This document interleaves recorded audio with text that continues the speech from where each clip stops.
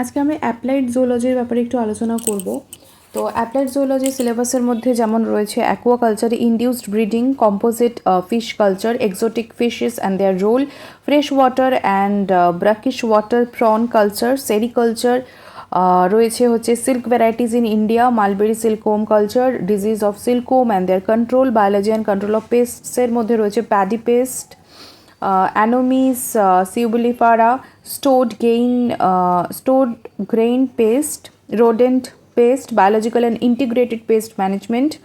Animal husbandry মধ্যে রয়েছে common dairy breeds like cow, techniques of dairy management, brief idea about that, and common poultry breeds like fowl, rearing methods, disease and control. তো first আমরা সেরিকালচারে চলে আসছি, রেশম চাষে চলে আসছি। রেশম কাকে বলছে না, রেশম মথের লালা গ্রন্থির ক্ষরণ বিশেষ পদ্ধতিতে স্পিনারেটের সাহায্যে মুখ নিঃসৃত হয়ে সূত্রাকারে বের হয়। রেশম মথের লালা গ্রন্থির যে ক্ষরণটা সেটা বিশেষ পদ্ধতিতে স্পিনারেটের সাহায্যে মুখ নিঃসৃত হয়ে সূত্রাকারে বের হয় এবং বায়ুর সংস্পর্শে শুকিয়ে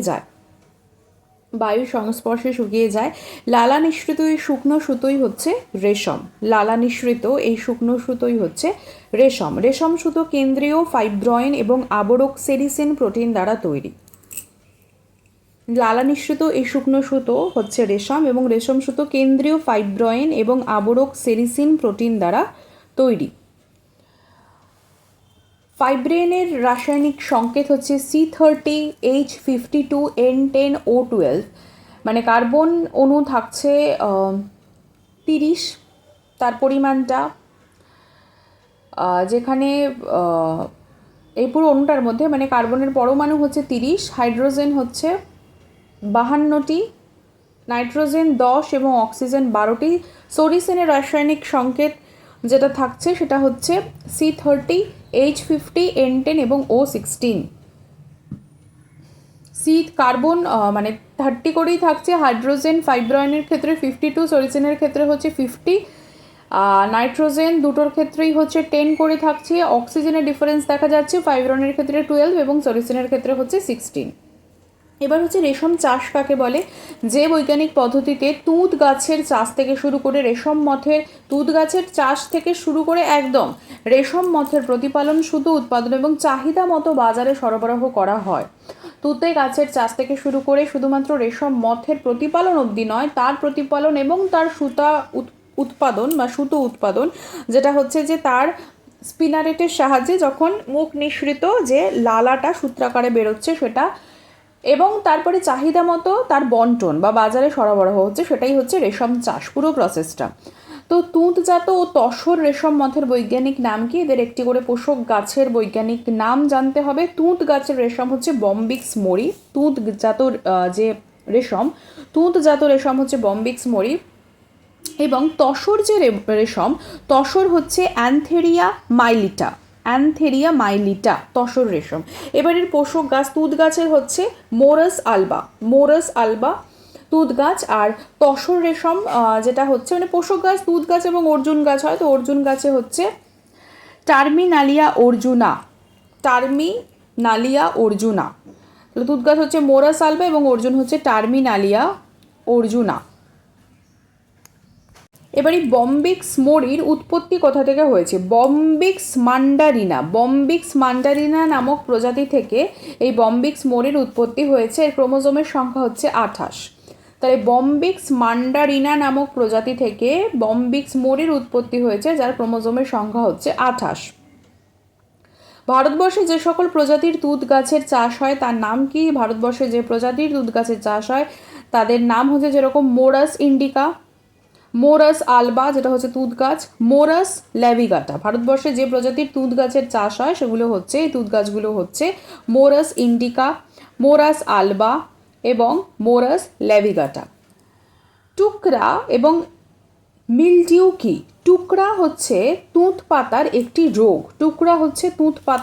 রোগ। পূর্বে ধারণা ছিল যে এটি একটি ভাইরাস গঠিত রোগ, কিন্তু বর্তমানে জানা গেছে এটি গাছের শারীরবৃত্তীয় রোগ এবং ফসফরাস যেটা থাকছে, ফসফরাস সারের অভাবের জন্য এই রোগ হয়। এটা কোনো ভাইরাস ঘটিত রোগ নয়, এটি গাছের শারীরবৃত্তীয় রোগ যা ফসফরাস সারের অভাবের জন্য হচ্ছে। আর মিলডিউ ছত্রাক ঘটিত রোগ, যার ছত্রাকের নাম হচ্ছে ফাইল্যাকটিনিয়া করলিয়া। তাহলে টুকরা হচ্ছে একটা রোগ যেটা ভাইরাস ঘটিত নয়, সেটা একটি শারীরবৃত্তীয় রোগ এবং ফসফরাসের অভাবে হচ্ছে। আর মিলডিউ হচ্ছে একটি ছত্রাক ঘটিত রোগ, যার ছত্রাকের নাম হচ্ছে ফাইল্যাকটিনিয়া করলিয়া। কোন কোন বৈশিষ্ট্য দেখে পুরুষ রেশম মথ চেনা যায়? পুরুষ রেশম মথ হচ্ছে আকারে ছোট হবে, অ্যান্টিনা হচ্ছে পালকসম, খুব সক্রিয়, উদর ছোট সরু, উদরের শেষে হারপিস নামক হুক থাকে। পুরুষ রেশম মথের হচ্ছে আকার ছোট, এদিকে স্ত্রী রেশম মথের আকার বড়। এছাড়া অ্যান্টিনা হচ্ছে পালকসম, আর অ্যান্টিনা হচ্ছে স্ত্রী রেশম মথের ক্ষেত্রে ছোট। পুরুষ রেশম মথ খুব সক্রিয় এবং উদর ছোট ও সরু, আর এক্ষেত্রে স্ত্রী রেশম মথের উদর বড়, মোটা এবং নিষ্ক্রিয় হচ্ছে। এরা স্থূল হয়, দেহটি চ্যাপ্টা হয় এবং এদের কিন্তু হারপিসুক থাকে না, যেটা উদরের শেষে হারপিসুক থাকে হচ্ছে পুরুষ রেশম মথের ক্ষেত্রে। আচ্ছা, রেশম মথে নিষিক্ত ডিম্ব সেটি কত প্রকারের এবং কী কী হচ্ছে? সেটা হচ্ছে হাইবারনেটিং ডিম, যেটাকে বা ডায়াপেস ডিম বলা হয়, এবং নন হাইবারনেটিং ডিম। একটা হচ্ছে হাইবারনেটিং ডিম, একটা হচ্ছে নন হাইবারনেটিং ডিম। রেশম মথের নিষিক্ত ডিম দু প্রকারের হয়, নিষিক্ত হওয়ার পর ডিম দু প্রকারের হয়, একটা হচ্ছে হাইবারনেটিং ডিম, একটা হচ্ছে নন হাইবারনেটিং ডিম। রেশম মথের ইনস্টার লার্ভা কি? প্রতিবার খোলস বদলানোর পর যে লার্ভা নির্গত হয় এবং যাদের যৌনাঙ্গ গঠিত হয় না তাদের ইনস্টার লার্ভা বলা হয়। রেশম মথের পঞ্চম ইনস্টার লার্ভাই পরিণত লার্ভা। প্রতিবার খোলস বদলানোর পর যে লার্ভা নির্গত হয় এবং যাদের যৌনাঙ্গ গঠিত হয় না, লার্ভা নির্গত হচ্ছে খোলস বদলানোর পরে কিন্তু যৌনাঙ্গ গঠিত হচ্ছে না, তাদেরকে বলা হয় ইনস্টার লার্ভা। রেশম মথের পঞ্চম ইনস্টার লার্ভাই হচ্ছে পরিণত লার্ভা। মানে 5 বার খোলস বদলানোর পর যে লার্ভাটা হচ্ছে ওটাই পঞ্চম ইনস্টার লার্ভা, এবং তাদের মানে সেই সময়তে প্রতিবার যখন হচ্ছে তখন যৌনাঙ্গ গঠিত হচ্ছে না, কিন্তু যখন পঞ্চম ইনস্টার লার্ভা হচ্ছে তখন সে পরিণত লার্ভায় পরিণত হচ্ছে। এবার পরিণত লার্ভার দেহাভ্যন্তরে চতুর্থ থেকে অষ্টম খণ্ডক পর্যন্ত বিস্তৃত একজোড়া রেশম গ্রন্থি থাকে। যখন পরিণত বা পঞ্চম ইনস্টার লার্ভা হয়ে গেল তখন তার দেহের ভেতরে 4th to 8th যে পার্টসটা থাকছে, যে খণ্ডকটা থাকছে, সেখানে বিস্তৃত একজোড়া রেশম গ্রন্থি থাকছে। পরিণত গ্রন্থি লার্ভার দেহের 5 গুণ বড়। পরিণত গ্রন্থি লার্ভার দেহের 5 গুণ বড়। প্রতিটি গ্রন্থি অগ্র, মধ্য ও পশ্চাৎ এই 3টি অংশে বিভক্ত। পরিণত গ্রন্থি লার্ভার দেহের 5 গুণ বড়। প্রতিটি গ্রন্থি অগ্র, মধ্য ও পশ্চাৎ এই 3টি অংশে বিভক্ত। মধ্য অংশ স্ফীত হয়ে রেশমাধার গঠন করে। মধ্য অংশ স্ফীত হয়ে রেশমাধার গঠন করে। গ্রন্থি জোড়ার অগ্রদেশ যুক্ত হয়ে একটি সাধারণ নালী গঠন করে। স্পিনারিটের মাধ্যমে বাইরে উন্মুক্ত হয়। গ্রন্থির পশ্চাদংশ থেকে ফাইব্রয়েন এবং মধ্যাংশ থেকে সেরিসিন প্রোটিন খরিত হয়। তাহলে কি হচ্ছে না, প্রতিটি গ্রন্থি যেটা থাকছে সেই গ্রন্থি অগ্র, মধ্য এবং পশ্চাৎ এই 3টি অংশে বিভক্ত থাকছে। এবার মধ্য অংশ যেটা স্ফীত হচ্ছে এবং রেশমাধার গঠন করছে, গ্রন্থি জোড়ার অগ্রদেশ যুক্ত হচ্ছে এবং একটি সাধারণ নালী গঠন করছে। স্পিনারেটের মাধ্যমে বাইরে ফিটে উন্মুক্ত হচ্ছে। গ্রন্থির পশ্চাদাংশ থেকে ফাইব্রয়েন এবং মধ্যাংশ থেকে সেরিসিন প্রোটিন খরিত হচ্ছে। এবার হচ্ছে কোকুন কিভাবে গঠিত হয়? পঞ্চম ইনস্টার লার্ভা খাদ্য গ্রহণ বন্ধ করে দেহনিঃসৃত রেশম সুতোর আবরণে নিজেকে আবদ্ধ করতে থাকে। পঞ্চম ইনস্টার লার্ভা যখন হচ্ছে তখন সে খাদ্য গ্রহণটা বন্ধ করে দিচ্ছে এবং দেহনিঃসৃত যে রেশম সুতোর আবরণ তাতে নিজেকে আবদ্ধ করতে থাকছে। রেশম সুতা পেঁচিয়ে পেঁচিয়ে যে গোলাকৃতি বা ডিম্বাকৃতি গঠনের সৃষ্টি করে তারই নাম হচ্ছে কোকুন। রেশম সুতো পেঁচিয়ে পেঁচিয়ে যে গোলাকৃতি ডিম্বাকৃতি গঠন সৃষ্টি করছে সেটাই হচ্ছে কোকুন। একটি কোকুন গঠন করতে লার্ভাকে 60,000 থেকে প্রায় 3 লক্ষ বার মাথা ঘোরাতে হয় একটা কোকুন গঠন করতে। তাহলে রেশম সুতো পেঁচিয়ে পেঁচিয়ে যে গোলাকৃতি বা ডিম্বাকৃতি গঠনের সৃষ্টি করে তারই নাম হচ্ছে কোকুন। একটি কোকুন গঠন করতে লার্ভাকে 60,000 থেকে 3 লক্ষ বার মাথা ঘোরাতে হয়। র সিল্ক কাকে বলে এবং ডেনিয়ার কি? সিদ্ধ করা কোকুন থেকে রিল করে যে রেশম সুতো পাওয়া যায়, সেদ্ধ করা কোকুন, সেখান থেকে রিল করে যে রেশম সুতো পাওয়া যায় তার নাম হচ্ছে র সিল্ক। 450 মিটার দীর্ঘ তন্তু, 450 মিটার দীর্ঘ তন্তু যার ওজন হচ্ছে 0.05 গ্রাম, 0.05 গ্রাম, তাকেই বলা হয় হচ্ছে এক ডেনিয়ার। তাহলে 450 মিটার দীর্ঘ তন্তু যার ওজন 0.05 গ্রাম তাকেই বলছে এক ডেনিয়ার।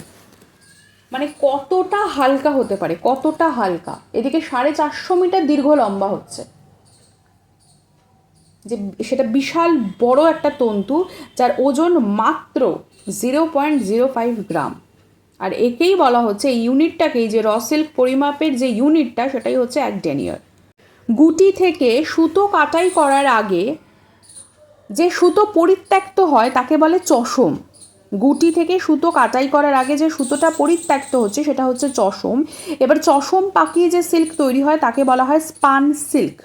এই চশম পাকিয়ে একটা সিল্ক হয়, মানে গুটি থেকে সুতো কাটার আগে যে সুতো পরিত্যক্ত হচ্ছে সেই পরিত্যক্ত জিনিসটা হচ্ছে চশম, এবং চশম পাকিয়ে যে সিল্কটা তৈরি করা হচ্ছে তাকে বলা হয় হচ্ছে স্পান সিল্ক। মটকা কি? মথ যদি গুটি কেটে বেরিয়ে আসে তবে ওই কাঁটাগুলি থেকে রিল্ড সিল্ক পাওয়া যায় না। রেশম মথটা যদি গুটি কেটে বেরিয়ে আসে তবে ওই যে কাঁটাগুলো, সেখান থেকে রিল্ড সিল্ক পাওয়া যাচ্ছে না। এই কাঁটাগুলিকে লাটকোয়া বলা হয়। যে কাঁটাগুলি যেখানে রিল সিল্ক পাওয়া যায় না, সেখান থেকে মথ বেরিয়ে চলে আসছে বলে এই যে কাঁটাগুলি, সেগুলোকে বলা হয় লাটকোয়া। লাটকোয়া থেকে কাটাই করে যে সিল্ক পাওয়া যায় তা হচ্ছে মটকা। লাটকোয়া থেকে কাটাই করে যে সিল্ক পাওয়া যায় তা হচ্ছে মটকা। দুটি তসর মথের বৈজ্ঞানিক নাম জানবো, সেটা হচ্ছে অ্যানথেরা প্যাফিয়া এবং অ্যানথেরা মাইলিটা। অ্যানথেরা প্যাফিয়া এবং অ্যানথেরা মাইলিটা। তসর মথের দুটি পোষক গাছের নাম কি? অর্জুন গাছ, আমরা অলরেডি জেনেছি তসর মথের দুটি পোষক গাছ, একটা অর্জুন গাছ যেটা হচ্ছে টার্মিনালিয়া অর্জুনা, এবং একটা হচ্ছে শাল গাছ শরিয়া রোবাস্টা। টার্মিনালিয়া অর্জুনা যেটা হচ্ছে তসর মথের দুটি পোষক গাছের বৈজ্ঞানিক নাম, অর্জুন গাছ, টার্মিনালিয়া অর্জুনা এবং শরিয়া রোবাস্টা। এরি রেশম মথ কোত্থেকে এসছে? এরি নামটি রেরি গাছ থেকে কিন্তু এসছে। এর পোষক উদ্ভিদের নাম হচ্ছে রিসিনাস কমিউনিস। রিসিনাস কমিউনিস, এরি নামটি এসছে রেরি গাছের থেকে। এরির যে বৈজ্ঞানিক নাম সেটা হচ্ছে ফিলোজেমিয়া রিসিনি। রিসিনাস কমিউনিস এটা হচ্ছে পোষক উদ্ভিদের নাম, রেরি গাছের নাম। এরি রেশমের বৈজ্ঞানিক নাম হচ্ছে ফিলোজেমিয়া রিসিনি। মুগা রেশম মথের নাম কি? মুগা রেশম মথের নাম হচ্ছে অ্যানথেরিয়া অ্যাজামা। মুগা রেশম মথের নাম অ্যানথেরিয়া অ্যাজামা, এবং মুগা রেশমের পোষক গাছ হচ্ছে মাইকিলাস বম্বিসিনা।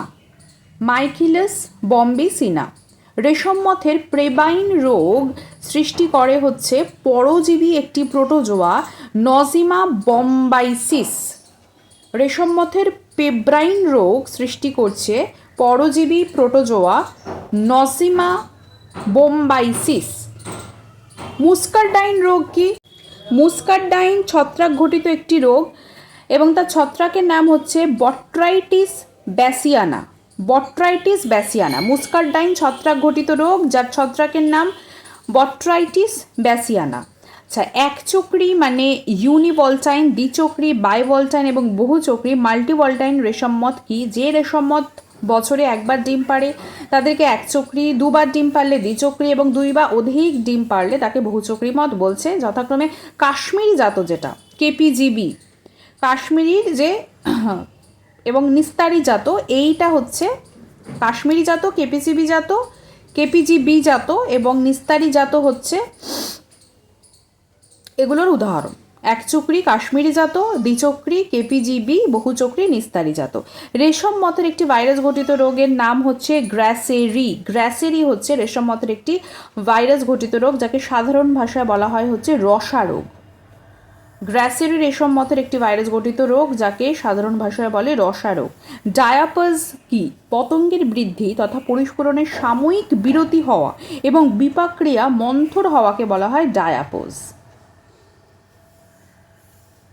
পতঙ্গের বৃদ্ধি তথা পরিস্ফুরণের সাময়িক বিরতি এবং বিপাক্রিয়া মন্থর হওয়াকে ডায়াপোজ বলে।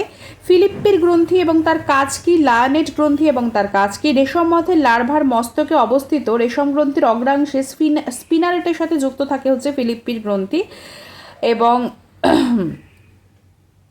এই থেকে মোম জাতীয় পদার্থের ক্ষরণ হয় এবং যা রেশম তন্তুকে তৈলাক্ত এবং উজ্জ্বল করে। ইনস্টার লার্ভা কি? ইনস্টার লার্ভার কথা প্রথমেই বললাম যে পরিণত অবস্থায় আসতে পঞ্চম ইনস্টার লার্ভা অবধি তার খোলস ত্যাগ হচ্ছে এবং এক একটা করে লার্ভা বেরোচ্ছে। তো লার্ভা অবস্থায় এক একটি দশায় খাদ্য গ্রহণের ফলে লার্ভার বৃদ্ধি ঘটছে এবং একটি দশায় বৃদ্ধি শেষ হলে অস্থায়ীভাবে খাদ্য গ্রহণ বন্ধ করে দিচ্ছে, যেটা পঞ্চম ক্ষেত্রে হচ্ছে। এবার খোলস বদলিয়ে পরবর্তী দশা উন্নীত হয়, তখন ওই লার্ভাকে বলা হয় ইনস্টার লার্ভা। মানে একটা থেকে আরেকটায় যখন সে যাচ্ছে তখন হচ্ছে তাকে ইনস্টার লার্ভা বলা হচ্ছে। এবার রেশম মথের জীবন ইতিহাস বা যেটা বললাম যে ভল্টিনিজম, কারণ এই যে একচক্রি দ্বিচক্রি বললাম এই ব্যাপারটাই হচ্ছে ভল্টিনিজম। তো রেশম মথের নিষিক্ত ডিম ফুটে লার্ভা নির্গত হওয়ার পদ্ধতিকে বলা হয় হচ্ছে ভল্টিনিজম বা চক্রি। এবার ভল্টিনিজমের উপর নির্ভর করে একচক্রি যদি বছরে একবার হচ্ছে, দ্বিচক্রি দুবার, বহুচক্রি দুইয়ের বেশি যখন হচ্ছে তখন এই তিনটে শ্রেণীতে সাধারণত ভাগ করা যাচ্ছে। তো এই হচ্ছে মোটামুটিভাবে সিল্কওয়ার্ম বা রেশমের কথা, যেটাকে বলা হয় রেশম চাষ, সেরিকালচার। এরপর চলে আসছি পেস্ট অ্যান্ড পেস্ট ম্যানেজমেন্টের ক্ষেত্রে। বিজ্ঞানী ক্লার্ক এবং অন্যান্যরা ইন 1976 খ্রিস্টাব্দে পেস্টের এক কার্যকরী সংজ্ঞা দেন, যেটা অনুসারে হচ্ছে যে সকল প্রজাতির উপস্থিতি প্রত্যক্ষ পরোক্ষভাবে মানুষের লাভ সুবিধা সুখ স্বাচ্ছন্দ্যকে ব্যাহত করছে। যে সকল প্রজাতির উপস্থিতি প্রত্যক্ষ পরোক্ষভাবে মানুষের লাভ সুবিধা এবং সুখ স্বাচ্ছন্দ্যকে ব্যাহত করছে এরাই হচ্ছে পেস্ট। যেরকম ধানের পতঙ্গ পেস্ট, পাটের পতঙ্গ পেস্ট, উই পোকা, ইঁদুর, এগুলো হচ্ছে সকল পেস্ট। এবার মেজর মাইনর পেস্ট কি?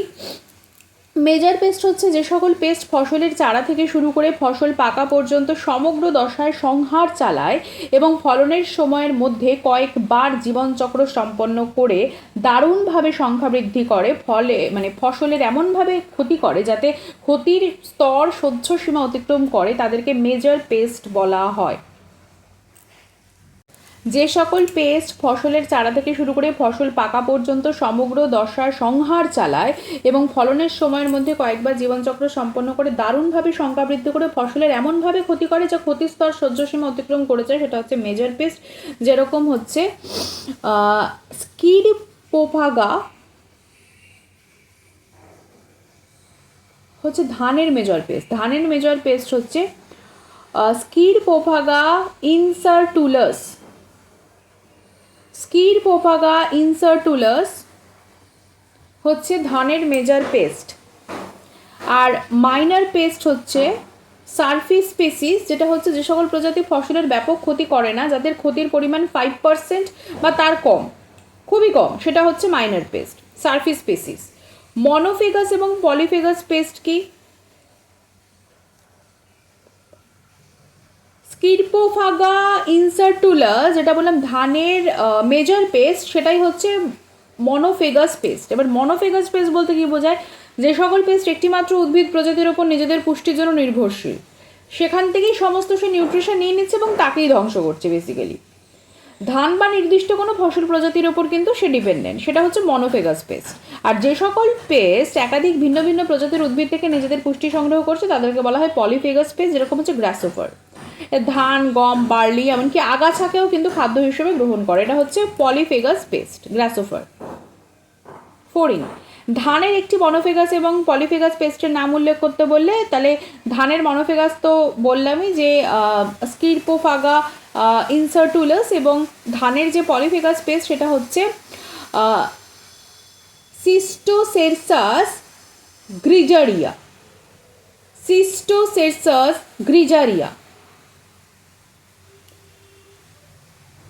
হলুদ কাণ্ড ছিদ্রকারী বা যেটাকে বলা হয় স্টেম বোরার, এই পোকা কার নাম? হলুদ কাণ্ড ছিদ্রকারী স্টেম বোরার পোকা কার নাম? কেন এদের এই নাম স্টেম বোরার দেওয়া হয়েছে? স্কিডপোফাগা ইনসার্টুলাস এর নাম হচ্ছে হলুদ কাণ্ড ছিদ্রকারী পোকা, কারণ এদের পুরুষ ও স্ত্রী উভয় মথের ডানা হলুদ বর্ণের হয়। এদের লার্ভা ধান গাছের কাণ্ড ছিদ্র করে গাছের যে কলা সেটা টিস্যুগুলোকে ভক্ষণ করে, তাই এদেরকে বলা হয় স্টেম বোরার। স্কিডপোফাগা ইনসার্টুলাস এর নাম হলুদ কাণ্ড ছিদ্রকারী পোকা, কারণ এদের পুরুষ এবং স্ত্রী উভয় মথের ডানা হলুদ বর্ণের। এদের লার্ভা ধান গাছের কাণ্ড ছিদ্র করে গাছের কলা ভক্ষণ করা, এরা হচ্ছে স্টেম বোরার। ডেড হার্ট এবং হোয়াইট ইয়র হেড কি? চারা অবস্থায় যখন স্কির্পোফাকা কাণ্ড ছিদ্র করে ভেতরে ঢুকে নরম কলাকাণ্ড দ্রুত খেয়ে ফেলে এবং শীষ উৎপাদনরত গাছ হলে গাছটি ধীরে ধীরে হলুদ হয়ে যায়, শীষ ঝরে পড়ে, কাণ্ডের এই অবস্থাকে বলা হয় ডেড হার্ট। শীষটি যখন থাকে তখন সোনালির পরিবর্তে সাদা হয়। যখন মানে ঝরে গেল তো ঝরে গেল, গাছটি হলুদ হয়ে গেল, শীষ উৎপাদনরত হচ্ছে, শীষ ঝরে পড়ছে, কিন্তু যদি থেকে যাচ্ছে তখন সোনালির পরিবর্তে সাদা হচ্ছে, এতে চাল হয় না, অর্থাৎ পুরো শীষটি কিন্তু ভুসিতে পূর্ণ থাকে। এটাই হচ্ছে ভুসি। তো এটাই হচ্ছে হোয়াইট ইয়ার হেড। যখন তার শীষই থাকলো না, গাছটা হয়ে গেল হলুদ, সেটা হচ্ছে ডেড হার্ট। এবং হোয়াইট ইয়ার হেড হচ্ছে যখন শীষটি তো থাকছে কিন্তু সে কাজের নয়, সেটা ভুসিতেই পূর্ণ থাকছে এবং সোনালির পরিবর্তে সাদা হচ্ছে, সেটা হচ্ছে হোয়াইট ইয়ার হেড। একটি গমের পেস্টের নাম এবং বেগুনের পেস্টের নাম জানবো। তো এরা বেসিক্যালি পরিণত ফলকে পোকা, মানে যখন কি হয় যে গমের পেস্টের কথা বলি, পরিণত উইবিল চারা গাছের গোড়া কেটে খায়, পরিণত উইবিল চারা গাছের গোড়া কেটে খায়। বেগুনের পেস্ট যেটা লার্ভা দশায় কাণ্ড ছিদ্র করছে, ফুলের কুড়ি ছিদ্র করে ফলে প্রবেশ করে এবং পরিণত ফলকে পোকা ধরা বেগুন বলে। এই কারণে লার্ভা দশায় কাণ্ড ছিদ্র করছে এবং ফুলের কুড়ি ছিদ্র করে ফলে প্রবেশ করছে। তো এদের মানে খুবই সিস্টেমেটিক অ্যাপ্রোচ। তো গমের পেস্ট হচ্ছে ট্যানিমেসাস ইন্ডিকাস এবং বেগুনের পেস্ট হচ্ছে লিউসিনোডেস অরবোনালিস। গমের পেস্ট হচ্ছে ট্যানিমেসাস ইনসিডাস এবং বেগুনের পেস্ট হচ্ছে লিউসিনোডেস অরবোনালিস। গুদামজাত শস্যের পেস্ট হচ্ছে, একটা হচ্ছে সিটোফাইলাস ওরেজা, একটা হচ্ছে ট্রাইবোলিয়াম ক্যাস্টিনিয়াম। ইঁদুরকে পেস্ট বলার কারণ কি, ইঁদুর প্রত্যক্ষ পরোক্ষভাবে মানুষের প্রচণ্ড অর্থনৈতিক ক্ষতি সাধন করে। একদিকে প্রচুর পরিমাণে শস্যের ক্ষতি করে, মানে বছরে কয়েক মিলিয়ন টন, এবং অন্যদিকে পরোক্ষভাবে নানা প্রকারের রোগ, বিশেষত প্লেগ সংক্রমণে অংশগ্রহণ করে মানুষের মারাত্মক ক্ষতি করে। তাই ইঁদুর সঙ্গত কারণেই, মানে ইঁদুরকে মানে এই সঙ্গত কারণেই কিন্তু পেস্ট বলা হচ্ছে। ইঁদুর নিয়ন্ত্রণে কোন রোডেন্টিসাইড ব্যবহার করা হয়? জিঙ্ক ফসফাইড নামক রোডেন্টিসাইড সবচেয়ে বেশি ব্যবহার করা হয়, কারণ এটা হচ্ছে সস্তা এবং তাৎক্ষণিক ক্রিয়াশীল। Zinc phosphide. পশ্চিমবঙ্গের একটি পাটের পেস্ট হচ্ছে অ্যানোমিস স্যাবুলিফেরা, পাটের পেস্ট অ্যানোমিস স্যাবুলিফেরা। আর ঢেড়ে ইঁদুরের বৈজ্ঞানিক নাম একটা জানবো, সেটা হচ্ছে ব্যান্ডিকুয়াটা বেঙ্গালেন্সিস। ব্যান্ডিকুয়াটা বেঙ্গালেন্সিস আর ব্যাঙ্গিকুয়াটা বেঙ্গলেন্সিস, মানে যেখানে ব্যান্ডিকুয়াটা বলতে COOT একটা, ব্যান্ডিকুয়াটা COTA, এটাই যা ডিফারেন্স, আর কিছু নয়। উই পোকাকে পেস্ট বলে কেন? উই পোকা কাঠের আসবাবপত্র, খাতা, কাপড় চোপড় যেখানে স্টার্চ আছে সেগুলি খেয়ে কেটে মানুষের অর্থনৈতিক দুর্দশা সৃষ্টি করে, তাই উই পোকাকে পেস্ট বলছে। উই পোকার বাসার যে নাম সেটা হচ্ছে টার্মিটেরিয়াম, উইডিবি, টার্মিটেরিয়াম বা উইডিবি। উই পোকার কত প্রকারের কাস্ট রয়েছে? যেরকম 3 প্রকারের আছে। একটা হচ্ছে কর্মী, সৈনিক, জননশীল কাস্ট। তো মানুষের ক্ষয়ক্ষতির জন্য যেটা দায়ী সেটা হচ্ছে কর্মী কাস্ট। পেস্টিসাইড কি এবং কন্ট্যাক্ট পেস্টিসাইড কি? স্পর্শ পেস্টিসাইড এর উদাহরণ জানবো। এর উদাহরণ প্রথমেই বলি, সেটা হচ্ছে DDT, অ্যালড্রিন। এগুলো পেস্ট ধ্বংস করার জন্য যে রাসায়নিক পদার্থ ব্যবহার করা হয় সেটা হচ্ছে পেস্টিসাইড। এবার যে পেস্টিসাইড সরাসরি পেস্টের সংস্পর্শে এসে পেস্টকে তৎক্ষণাৎ মেরে ফেলে তাকে হচ্ছে স্পর্শ বা কন্ট্যাক্ট পেস্টিসাইড বলছে, যেমন DDT। আর পেস্টিসাইড হচ্ছে সাধারণত 3 প্রকার। একটা হচ্ছে স্থায়ী ক্রিয়াশীল, যেটা হচ্ছে অল্ড্রিন, জিঙ্ক ফসফাইড। যেটা হচ্ছে তাৎক্ষণিক ক্রিয়াশীল, যেরকম ফেরোসিল, নিকোটিন দ্রবণ এগুলো। আর স্টমাক কীটনাশক হচ্ছে প্যারিসগ্রিন, লেড আর্সেনেট, এগুলো হচ্ছে স্টমাক কীটনাশক। লেড আর্সেনেট, প্যারিসগ্রিন এগুলো।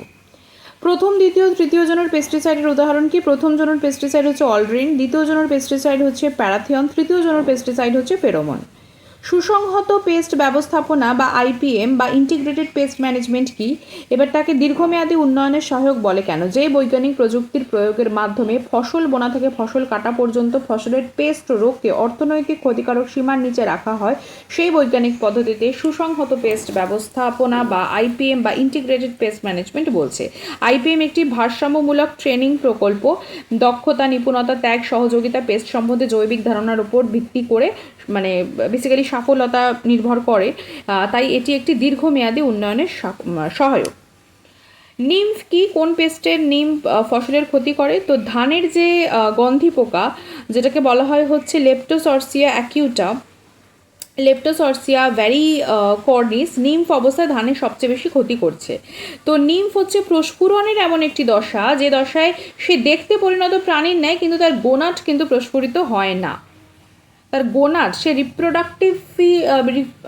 রিপ্রোডাক্টিভিক্যালি অ্যাক্টিভ নয়, বাট সে পরিণত প্রাণীর মতো দেখতে। তো সেটা হচ্ছে নিম্ফ পোকা। তো গন্ধি পোকার কিন্তু এটা দেখা যায়।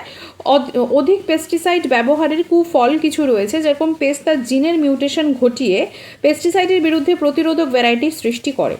তার জিনে, মানে সে যখন দেখছে যে না, তারটাও তো টিকে থাকতে হবে, তো যখন দেখছে যে এনভায়রনমেন্ট বা সিচুয়েশন সার্কামস্টেন্স ঠিক নয়, তো সেই কারণে তার নিজের জিনের পরিবর্তন সে আস্তে আস্তে ঘটায় এবং কিন্তু প্রতিরোধক ভ্যারাইটি সৃষ্টি করছে। পেস্ট এমনই বিষতুল্য এবং অধিক পরিমাণে ফসল খাদ্যের মাধ্যমে পশু পাখি মানুষের শরীরে প্রবেশ করে অধিবিষের ক্রিয়া করে। মানব দেহে কিন্তু নানা প্রকারের সাইড এফেক্ট এই কারণে দেখা যায়। অ্যান্টিফিডেল্ট এক প্রকারের রাসায়নিক পদার্থ, যা পাতায় ছড়িয়ে দিলে পতঙ্গ ওইগুলো আর খায় না, ফলে ফসলটি রক্ষা পায়। আইপিএমের যে মূল্য, মানে আইপিএমের মূল্য অনেক বেশি, মানে ইন্টিগ্রেটেড পেস্ট ম্যানেজমেন্টের মূল্যটা অনেক বেশি। কোয়ারেন্টাইন কি? অন্য দেশ থেকে আমাদের দেশে কোনো পেস্ট বা রোগসহ কোনো উদ্ভিদ নিয়ে আসার বিরুদ্ধে আইনত নিষেধাজ্ঞা হচ্ছে কোয়ারেন্টাইন। অন্য দেশ থেকে আমাদের দেশে কোনো পেস্ট বা রোগসহ কোনো উদ্ভিদ নিয়ে আসার বিরুদ্ধে আইনত নিষেধাজ্ঞাই হচ্ছে কোয়ারেন্টাইন। পেস্টের বিরুদ্ধে জৈব নিয়ন্ত্রণে এর গুরুত্ব কি? পেস্টের বিরুদ্ধে যখন খাদক প্রজাতির ব্যবহার করে পেস্ট ধ্বংস করা হয়, মানে পেস্টের বিরুদ্ধে যখন খাদক প্রজাতি ব্যবহার করে পেস্ট ধ্বংস করা হচ্ছে, তাকে বলা হয় হচ্ছে জৈব নিয়ন্ত্রণ। যেমন টেলিনোমাস বেনিফিসিয়েন্স ব্যবহার করে ট্রাইপোরজিয়া নিভেলা নামক ধানের পেস্টের 90% ডিম ধ্বংস করা হয়। এর গুরুত্ব হচ্ছে বাস্তুতন্ত্রকে সুষ্ঠুভাবে বজায় রেখে সুসংহত পেস্ট নিয়ন্ত্রণ করা, কারণ পেস্টিসাইড ব্যবহারে বাস্তুতন্ত্রের কার্যাবলী বিঘ্নিত হয় শুধু নয়, পরিবেশ দূষণও কিন্তু মারাত্মকভাবে ঘটছে। তাহলে টেলিনোমাস বেনিফিসিয়েন্স ব্যবহার করে ট্রাইপোরজিয়া নিভেলা নামক ধানের পেস্টের 90% ডিম ধ্বংস হচ্ছে। তো এটা হচ্ছে জৈব নিয়ন্ত্রণ, যে খাদক প্রজাতি ব্যবহার করা হচ্ছে। আচ্ছা, একটা পেস্টের খাদক প্রাণীর উদাহরণ কি? যেরকম ধানের পেস্টের ক্ষেত্রে যেটা হচ্ছে ট্রাইপোরজিয়া নিভেলা, এটা হচ্ছে ধানের পেস্ট, তার খাদক প্রাণী যেটা বললাম টেলিনোমাস বেনিফিসিয়েন্স। কোন পেস্টিসাইডের উৎপাদন আইন করে বন্ধ করা হয়েছে? এবার আইন করে উৎপাদন বন্ধ করা হয়েছে ডিডিটির। মাজরা পোকা শনাক্তকারী বৈশিষ্ট্য কি? দেহ হচ্ছে হরিদ্রাভ সাদা, হলুদ সাদা। দেহ মস্তক বক্ষ উদরে বিভক্ত। বক্ষের অঙ্কদেশে 3 জোড়া পা বর্তমান, ডানাগুলি হরিদ্রাভ। কমলা বর্ণের স্ত্রীমথের ডানায় হলুদ স্পষ্ট, কিন্তু মানে স্পষ্ট নয়, হলুদ স্পট বর্তমান। ডানাগুলি হরিদ্রাভ হলুদ রঙের, কমলা বর্ণের স্ত্রীমথের ডানায় হলুদ স্পট বর্তমান। গুদামজাত চালের পেস্টের নাম হচ্ছে সিটোফিলাস অরিজি। গুদামজাত চালের পেস্টের নাম সিটোফিলাস অরিজি এবং এর লার্ভা পূর্ণাঙ্গ উভয় দশাতেই কিন্তু চালের ক্ষতি করছে। আটা ময়দার পেস্টের নাম, আটার পেস্ট হচ্ছে ট্রিবোলিয়াম ক্যাস্টিনিয়াম। এদের পৃথিবীর সর্বত্র পাওয়া যায়। সাধারণত আটা ময়দার পোকা হলো ডাল, ভুট্টা প্রভৃতির দানাকেও খাদ্য হিসেবে কিন্তু এরা গ্রহণ করে। ট্রিবোলিয়াম ক্যাস্টিনিয়াম। সিস্টেমিক ইনসেকটিসাইড কি? এই জাতীয় কীটনাশক, যেটা সিস্টেমিক ইনসেকটিসাইড, এই জাতীয় কীটনাশক উদ্ভিদের মূল কাণ্ড পাতা মাধ্যমে উদ্ভিদের কলায় প্রবেশ করে। এই জাতীয় কীটনাশক উদ্ভিদের মূল কাণ্ড পাতার মাধ্যমে উদ্ভিদের কলায় প্রবেশ করে। পেস্ট পতঙ্গরা ওই উদ্ভিদের অংশ ভক্ষণ করলে কীটনাশকের প্রভাবে মারা যায়।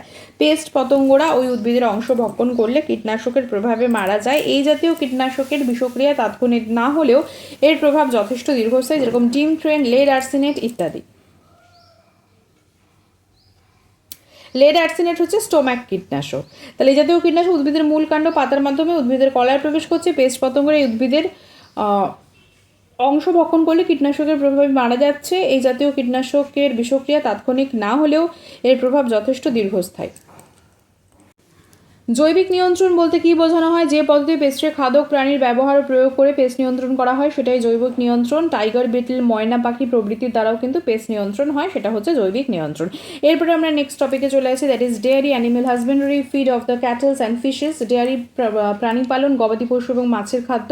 ভারতের যে কোনো 4 প্রকার দুগ্ধ প্রদানকারী গরুর নাম যদি জানতে চাওয়া হয়, তাহলে বলতে হবে গির, শাহিওয়াল, লাল সিন্ধি এবং হচ্ছে থারপারকার। 4 প্রকার দুগ্ধ প্রদানকারী গরু: গির, শাহিওয়াল, লাল সিন্ধি এবং থারপারকার।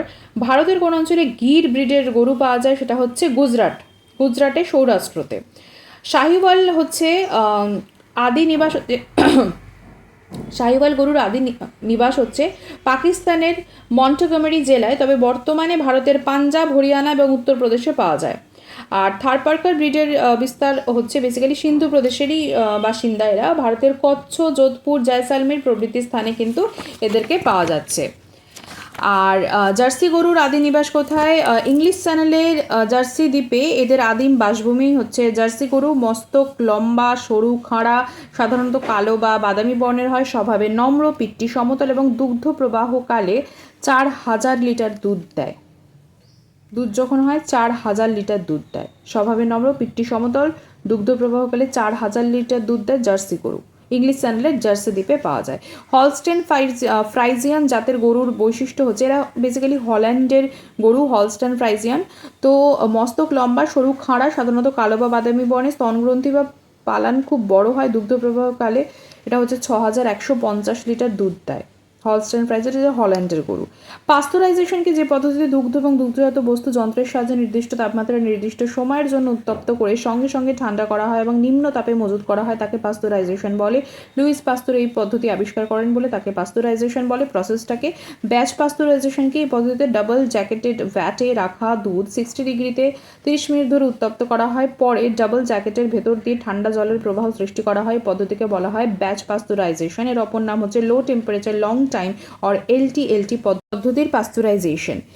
ব্যাচ পাস্তুরাইজেশনের সুবিধা অসুবিধা কি? সুবিধা হচ্ছে সরল পদ্ধতি, কম পরিমাণ দুগ্ধ প্রক্রিয়াকরণ করা যায়, দুগ্ধের অপচয় হয় না, গরম কম হয়। অসুবিধা হচ্ছে এতে বেশি সময় লাগছে, ব্যাকটেরিয়া জন্মানোর সম্ভাবনা থাকছে।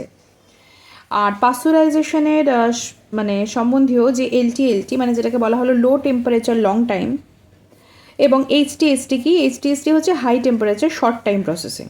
লো টেম্পারেচার লং টাইম আর হাই টেম্পারেচার শর্ট টাইম।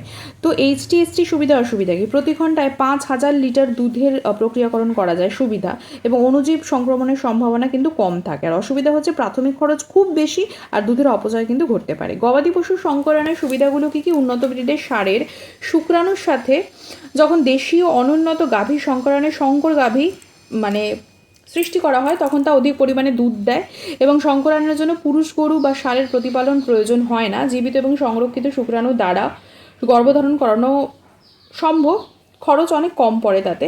গবাদি পশুর সংকরণের কিছু কুফল রয়েছে, যেরকম ক্রমাগত সংকরণ করার ফলে স্বদেশি ব্রিড কিন্তু লোপ পেতে থাকে এবং এরা পরিবেশের সাথে দেশীয় ব্রিডের মতো খাপ খাওয়াতে পারে না, ফলে রোগাক্রান্ত হয় বেশি। এদের প্রতিপালনের খরচ দেশীয় গরু অপেক্ষা কিন্তু অনেক বেশি, কারণ রোগাক্রান্ত হলে খরচও বেশি হবে। ইনব্রিডিং আউটব্রিডিং কি? গরুর দেশীয় প্রজাতিদের মিলনকে বলা হয় ইনব্রিডিং, আর যখন দেশি বিদেশি গরুর মিলন সেটাকে বলা হয় আউটব্রিডিং। ইনব্রিডিংয়ের সুফল হচ্ছে যে একটা নিজস্বতা বজায় থাকে, কোনো প্রকরণ বা বৈচিত্র্য পাওয়া যায় না, সহজলভ্য জীবিত সংরক্ষিত শুক্রাণু দ্বারা গর্ভধারণ করানো হয়, ফলে খরচ কম পড়ে। আর আউটব্রিডিংয়ের সুফল হচ্ছে উন্নত জাতের সংকরণে অধিক দুগ্ধ উৎপাদনকারী গাভী তৈরি সম্ভব হচ্ছে, সবসময় পুরুষ গরুর প্রয়োজনও হয় না, সংরক্ষিত শুক্রাণু দিয়ে কিন্তু কাজ হয়। আচ্ছা, পেস্টের ব্যাপারে আরও একটু আলোচনা করে নিই যে আমাদের দেশে ধান শস্যে সর্বাধিক ক্ষতিকারক পেস্ট হচ্ছে মাজরা পোকা, যেটাকে বলা হয় হচ্ছে স্কিরপোফাগা ইনসার্টুলাস। মাজরা পোকার একমাত্র লার্ভা দশাই ধান গাছের ক্ষতি করে। ধানের যে গন্ধি পোকার পূর্ণাঙ্গ দশা যেটা হচ্ছে লেপ্টোকর্সি অ্যাকিউটা পূর্ণাঙ্গ দশা, নিম, বিশেষত নিম দশা ধানের সবচেয়ে বেশি ক্ষতি করে। তাহলে ধানের গন্ধি পোকার নিম দশাটা, আর সবসময় যে ক্ষতি করছে সে হচ্ছে মানে একদম মেজর পেস্ট যেটা, সেটা হচ্ছে মাজরা পোকা। পেস্ট পতঙ্গ দমনে ব্যবহৃত রাসায়নিক পদার্থগুলো হচ্ছে সিস্টেমিক যেটা ইনসেকটিসাইড, যেমন ডিমেক্রেন এবং ডিমেক্রন এবং কন্ট্যাক্ট ইনসেকটিসাইড হচ্ছে DDT, ফিউমিগ্যান্ট হচ্ছে ক্যালসিয়াম সাইনাইড ইত্যাদি। সুসংহত পেস্ট ব্যবস্থাপনা বা IPM এমন একটি বিজ্ঞানসম্মত প্রথা যেখানে প্রয়োজন অনুযায়ী সব ধরনের যথোপযুক্ত কৌশল দমন পদ্ধতি যেমন যান্ত্রিক, ভৌত, রাসায়নিক, জৈবিক সহনশীলভাবে প্রয়োগ করা হয় এবং পরিবেশের নিরাপদ অবস্থা বজায় রেখে পেস্ট পপুলেশনকে যথাসম্ভব অর্থনৈতিক ক্ষতির মাত্রা নিচে রাখা হচ্ছে। প্রাণী পালনের ক্ষেত্রে চলে আসছি। ভারতের অন্যতম দুগ্ধ প্রদানকারী ব্রিড হচ্ছে গির, সাহিওয়াল, লাল সিন্ধ এবং থারপারকার। ভারতের বিদেশাগত মানে এক্সটিক যে গবাদি পশুর মধ্যে উল্লেখযোগ্য সে হচ্ছে জার্সি এবং হলস্টেন ফ্রাইজিয়ান, হল্যান্ড থেকে যাকে প্রাপ্ত হয়। এছাড়া রয়েছে ব্রাউন সুইস বা বাদামি সুইস। দুগ্ধ প্রক্রিয়াকরণের অন্যতম পদ্ধতি হচ্ছে পাস্তুরাইজেশন। এই পদ্ধতি বিভিন্ন প্রকারের হতে পারে: batch pasteurization, high temperature short time pasteurization, vacuum pasteurization, flash pasteurization, ultra high temperature pasteurization প্রভৃতি। আচ্ছা, পেস্ট নিয়ন্ত্রণে যে সকল সুসংহত বিষয়গুলি পেস্ট ম্যানেজমেন্টের অন্তর্ভুক্ত, যেমন হচ্ছে লেজিসলেটিভ মেজার্স, আইন প্রয়োগ করে, আইন প্রণয়ন করে সঙ্গরোধ, কোয়ারেন্টাইন, জনগণের স্বার্থে সম্পূর্ণ নির্মূল করা, কৃষি চাষ পদ্ধতি মানে কালচারাল মেথড, কৃষি খামারের চাষ আবাদের এমন ব্যবস্থা করা যাতে ফসলের পেস্ট নিয়ন্ত্রণে থাকে, যান্ত্রিক পদ্ধতি বা মেকানিক্যাল মেথড, যেটা হচ্ছে হস্ত দ্বারা বাধা সৃষ্টি করে বা যন্ত্রের সাহায্যে পেস্টের সংগ্রহ ও নিধন করা হয়, ভৌত পদ্ধতি হচ্ছে ফিজিক্যাল মেথড, পরিবেশের ভৌত শর্তগুলি যেরকম তাপমাত্রা, আলো, শব্দ, বায়ুর আর্দ্রতা প্রভৃতিকে পেস্ট নিয়ন্ত্রণে ব্যবহার করা হয়, জৈবিক পদ্ধতি, বায়োলজিক্যাল প্র্যাকটিসেস লাইক নিজস্ব জৈব রাসায়নিক শর্তে যে সকল ভ্যারাইটি পেস্ট প্রতিরোধক তার চাষে উৎসাহিত করা, জেনেটিক পদ্ধতি বা জেনেটিক মেথড, জেনেটিক পদ্ধতি নির্বীজ করে পুরুষ ও স্ত্রী পেস্টকে পেস্ট পপুলেশনের মধ্যে ছেড়ে দেওয়া যাতে পেস্ট পপুলেশনের সংখ্যা আর না বৃদ্ধি পায়, জৈবিক নিয়ন্ত্রণ যেটা হচ্ছে বায়োলজিক্যাল কন্ট্রোল, প্যারাসাইটয়েড খাদ্য অণুজীবের দ্বারা প্রাকৃতিক উপায় পেস্ট ধ্বংস করার ব্যবস্থা করা, এবং রাসায়নিক নিয়ন্ত্রণ, পেস্টিসাইড, নির্বীজকরণ রাসায়নিক পদার্থ, আকর্ষক বিতারক, বৃদ্ধি নিয়ন্ত্রক এবং হরমোন প্রভৃতির ব্যবহারের অন্তর্ভুক্ত। আজকের ক্লাসে এটুকুই। আমরা পরবর্তী ক্লাসে অবশ্যই অ্যাকুয়াকালচার নিয়ে আলোচনা করব।